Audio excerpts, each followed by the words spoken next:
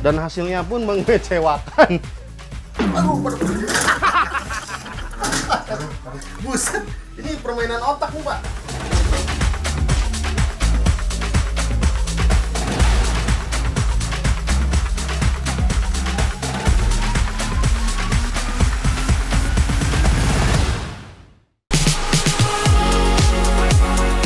Tak banyak yang tahu, simping, camilan khas masyarakat Purwakarta, Jawa Barat, dulunya merupakan camilan favorit para raja Sunda yang diteruskan keturunan kerajaan Tatar Sunda di Kampung Kaum. Tak heran, sentra pembuatan simping paling terkenal ada di daerah Kaum Cipaisan. Tapi tahu nggak, ternyata desa Legokuni, Kecamatan Wanayasa, juga menjadi sentra pembuatan simping yang didominasi oleh para ibu loh. Walau tak sepopuler simping Kaum, dari segi rasa, simping Wanayasa punya ciri khas dan cita rasanya sendiri. Dua kampung ini, Cigintung dan Cipangsaman, sejak dulu menjadi sentra simping. Selain simping, mereka juga memproduksi semprong dan emping. Kartika, generasi kedua yang melanjutkan resep turun-temurun membuat simping Wanayasa dengan tekstur tebal tapi renyah. Kunci rahasia pembeda simping Wanayasa ada pada adonannya. Nah, itu bedanya kalau bikin simping di Wanayasa sama simping Kaum tuh apa? Ininya ya katanya beda. Dari kelapa itu. Kalau kita pakai kelapanya semua, kalau dari Kaum dia pakainya santan aja. Perbedaannya apa itu, Bu? Perbedaannya dari segi rasa, tekstur, dan kerenyahan. Terus karena kita pakai adonannya nggak encer kan, kalau Kaum dia encer, makanya dia pakai santan. Gitu. Banyak yang mengira kalau simping terbuat dari tepung terigu. Padahal bahan utamanya tepung tapioka atau tepung singkong. Memang sih ada tambahan tepung terigu juga, tapi cuma sedikit.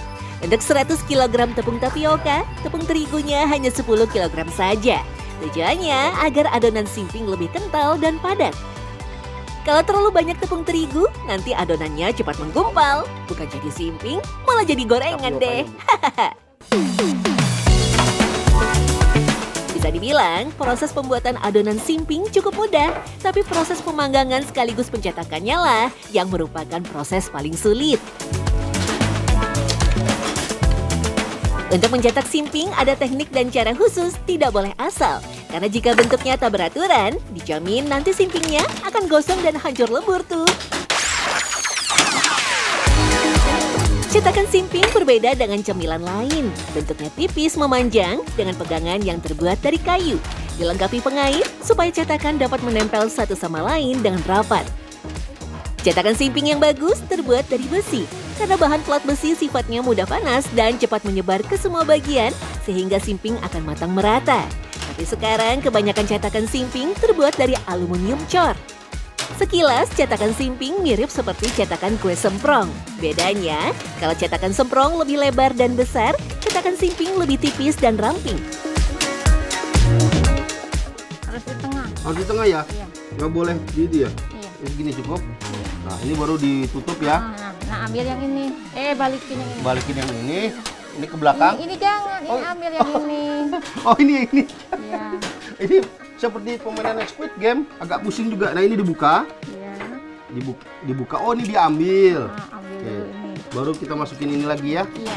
Gini ya, Bu ya? Iya. Ini harus di tengah banget ya? Di tengah banget. Nah, ini dan juga nggak boleh banyak-banyak ya, Bu. Tuh dicor. Iya, Ah, gitu. dikit. Dikit lagi. Terus Balikin ini, yang 5. balikin. 1, 2, 3. Oh, ini 5. Iya. Ini ambil lagi. ke depan. Iya, ambil. Nah. Inilah alasan kenapa mencetak simping cukup rumit. Ya, karena para pembuat simping seperti Bu Nurmila harus menghafal ritme. Salah satu tahap cetakan bisa mengubah segalanya. Ada cetakan yang harus digeser, ada yang harus dimasukkan adonan, dan ada yang harus dibalik. Di sisi lain, api kompor harus terus menyala, jadi cetakan harus digeser terus-menerus agar simpingnya matang. Kalau gerakan tangannya lambat, tentu saja simpingnya pasti bakalan gosong.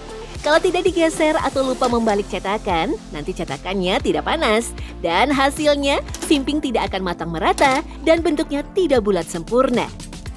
Karena itulah, skill kecepatan tangan dan ketelitian wajib dimiliki para pembuat simping khas Purwakarta.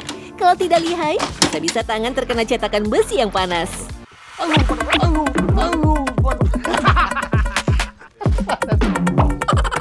Ini permainan otak nih, Pak.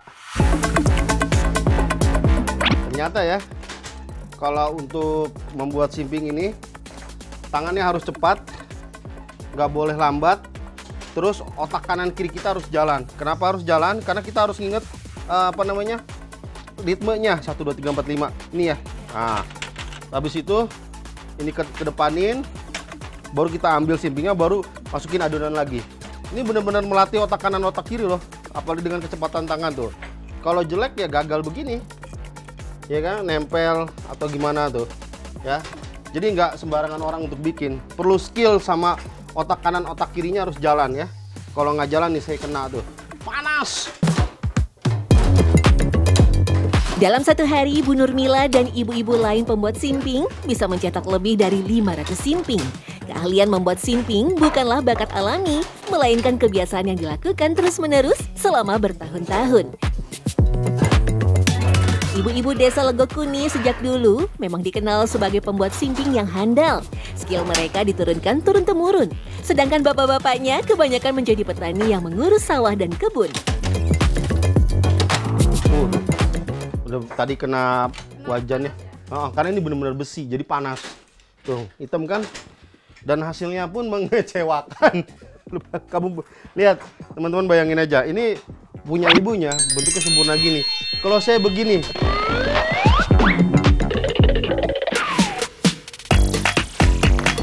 tuh benar kan? Untuk membuat simping Wanayasa Purwakarta, memang wajib memiliki skill kecepatan tangan plus kemampuan mengingat yang baik.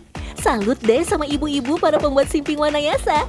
Unik ya, kalau di sini pembuatnya ibu-ibu, padahal simping kaum pembuatnya mayoritas laki-laki loh. Perbedaan tak hanya pada pembuatnya, tapi juga bentuk simpingnya. Kalau simping kaum lebih besar, lebih pipih dan lebih tipis dari simping Wanayasa, disebabkan adonannya lebih encer daripada adonan simping Wanayasa.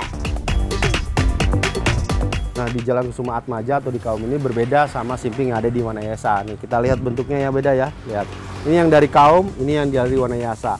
Kalau kaum ini bentuknya lebih bulat dan lebih besar, ya Kang ya. Dulu, simping awalnya hanya ada satu rasa, yakni rasa kencur. Saat ini, simping mulai berkembang dan berinovasi dengan memunculkan varian rasa seperti keju, bawang, cabai, stroberi, pandan, dan coklat. Nama simping konon berasal dari kata sumping yang artinya datang atau selamat datang. Makanan ini sengaja dibuat sebagai hidangan penyambut para petinggi dan bangsawan pada masa kolonial Belanda, sehingga namanya melambangkan penyambutan tamu agung.